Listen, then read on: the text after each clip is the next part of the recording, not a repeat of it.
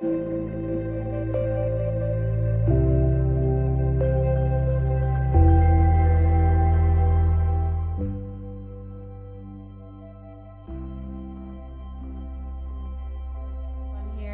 this video is really going to be about cleaning out house and cleaning out home. I promise I have clothes on, I have my bathing suit on. We're in the process of cleaning out our home because we're going to be moving in less than 2 months. It's getting real. We're selling everything. We are going to be just bringing with us our luggage, so that way we don't have anything to ship really. We really want to start fresh. We feel like we want to just kind of shut off and start fresh, and we'll be living in a rental property, friend's rental property, for 9 months in Maui, and then we'll be having our own place after that, and we'll buy everything kind of brand new and all of that. So that's the plan. So we have been in a mode of getting rid of everything. So it's been a time of really cleaning out house. And so also a lot has been coming up in our hearts that we really wanted to start sharing about, because we've just been in this space for the past like 4 or 5 years where we've just really been going in and dealing with like heart pain and stuff coming up and triggers and trauma and things that we had really pushed down for many years, that we know in this season it's been time. We've been doing it, but it's even more on this transition. We're feeling it way more, that it's time to just continue the process. But we've been doing it more as a couple in this season, and that's what we're going to be sharing about in this video. So talking about how the process of cleaning out our house and just how it's been impacting the kids on a real positive level, and also for us, just the process of continuing to go in, but doing it together. We've been doing couples therapy, so we're going to share about that in this video as well. So thanks for joining us. Thank you again for the support. Be sure to subscribe and journey with us on the journey. Continue with that. Thank you all for your positive feedback and for the love. Really appreciate it. All right, guys, enjoy. Lately, I woke up in the middle of the night, like probably a month ago, and just felt like we needed to do a deep cleaning in our marriage before Maui. And it's not like there was this big issue, or friends have heard that we're in couples therapy. It's like, oh gosh, like what's the issue? Is there something going on? What's wrong? It's not that at all. It's that we're literally just wanting to take things up another level, and when you want to do that, you have to be willing to go in, right? So, and even if it was that's okay. Yeah, and even if it was a big issue, right?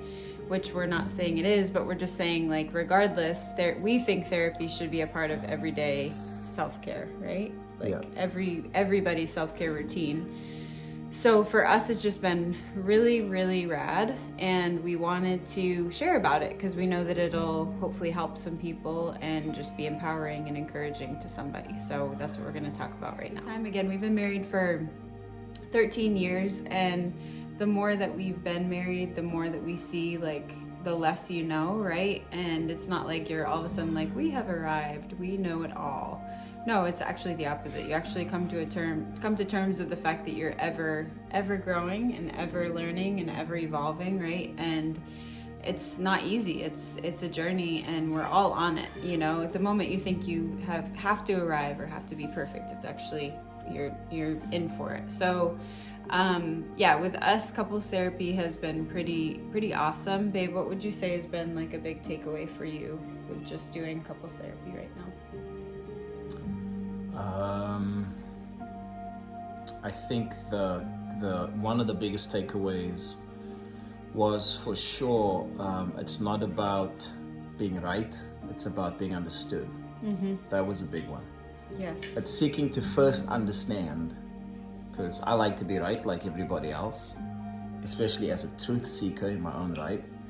But so I don't want to throw that out, because I think there's a place to have and honor truth and honor your voice, but it's first seeking to understand before it's seeking to be right.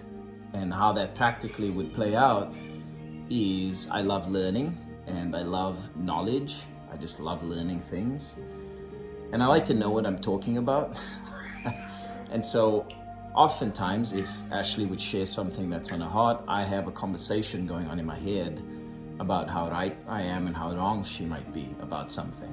Now, I might be right about what's going on in my head, but that's not the point. Yeah. Especially when it comes to women, I'm just being honest. I have 3 girls, 4 women in my house, and being right it's secondary. Is what I'm realizing. It's being understood as well. Yeah, being right is not as important unless I'm seeking to understand first. Yeah. That goes much further. So I think that was, important, especially as a man, somebody who's trying to fix things, trying to fix it. Yeah. I think that was a big one. Yeah. I think for me, so again, like 70% of issues, or I think what was the percentage she said, 70 or 80%? 76% of issues 76%, yeah. What did she say? What, unresolvable? Or? She said it's not about coming to terms and like, you're right, you're wrong. It's like, do you understand what the other person is saying and what they feel? Do you understand what you're feeling? Yes. Yeah, it's like active listening. 76% of things are subjective. Yes, there you go. Put it that way. Yeah. Different perspective. Always going to be there. Real. That's been really good for us. So just really hearing each other, hearing each other's hearts. I think for me, a big one is just seeing like trauma and things that you go through in life don't just go away. They don't just disappear until you really feel it, heal it, validate it, let it out, speak it out, share it, let the other person hear you. Let the other person really know like what it is that you felt and why you felt hurt. That kind of stuff for us has been really big because, we have been married for a long time, and it's, again, not that we've had this big traumatic thing happen, but it's just been a buildup over time of little things that, have caused little walls or hurts or, offenses or, the little snags that you like get triggered by. And, those are the things that we really felt to do like a deep cleaning with and to get back on the same page and just really like deep connection, like no hindrances. That's the beauty of when you're first married. Everything is amazing that the person does, like you're in love with everything about them, right? But then as you go on and time goes on, you have kids, like it's not that it can't stay amazing because we really love being married and we love our marriage. It's been amazing, but it's the deep cleaning. I don't mean to interrupt you, but okay. I have food on the stove, so I gotta jump here. Yeah, we'll end it here. We just wanted to stew, but I was gonna say we can probably roll a little deeper even. We will. And we will. Yeah. I'm just making like a serious pot of, I call it African lamb stew, so I gotta tend to that. Yes. So yes. You do your thing, and we'll go a little with deeper. That said, we will end it here, but we just wanted to share because this is a season for us of cleaning out, again, house and heart and all of those things being parallel, and we are all for it. You have to say yes to it, and we are saying yes to it, and it's been really, really good. So, all right, guys.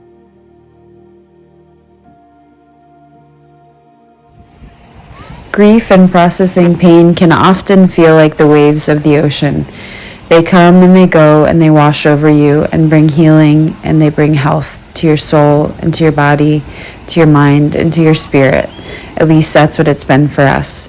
Now we want to share about what it's been like cleaning out our home in the season as we prepare to move in the next couple of months.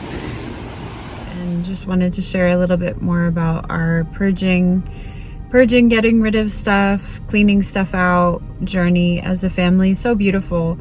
I mean, we've done this before when we've moved, but this time, moving so far and having to really downsize, we're not shipping anything. We're just going to be, having a good bit of luggage, but we really, our goal is just to minimize and downsize because we just feel like it's time. I just see the energy that I've put into it. Let me just say it like this: the stress that is caused with all the extra toys and the mess, getting the kids to constantly clean up and feel like, oh my gosh, like why are we constantly, cleaning this mess up? Why are we having so many toys? Like, and again, it's not like we're getting rid of all their toys and we're like, okay, that's it, no more toys. It's not that at all. Like, I'm sure plenty of you all can relate to the reality of like too much stuff. Like, it's just too much. Kids don't appreciate it when there's too much, it's just an abundance of chaos, really. Like, it just gets to a point where you're like, oh my gosh, like, why all the things, you know? And when they only have a couple of things, they really appreciate the couple of things. When they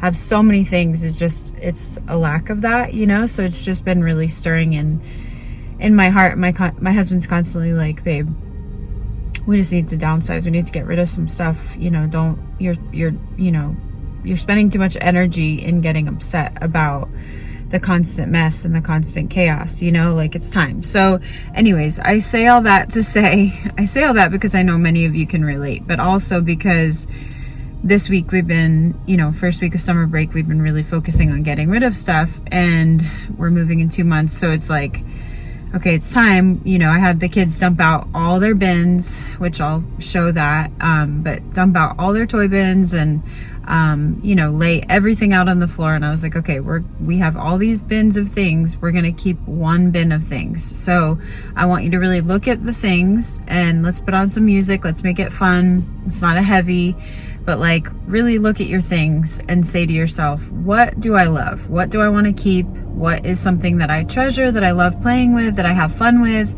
Those are the things that are going to go into the keep bin. And so they did it. They took time. I helped them with it. You know, we put all the things that they love into this one bin, and great. So then we got rid of all the rest of the stuff, and I just cleared out, like, you know, the extra papers and the extra things that are just from homeschool and from our year of, you know, getting school stuff done and all that. I cleaned it all out, and you know, they were out of the room, and I had picked up all the rest of the toys that they weren't going to keep. And Summer, my oldest, who's 7, goes in the room and she goes, Mom, she goes, it feels so free in here. And I was like, what do you mean by free? And she's like, it feels so free. Like, I feel free in here. There's just, she couldn't even fully articulate it.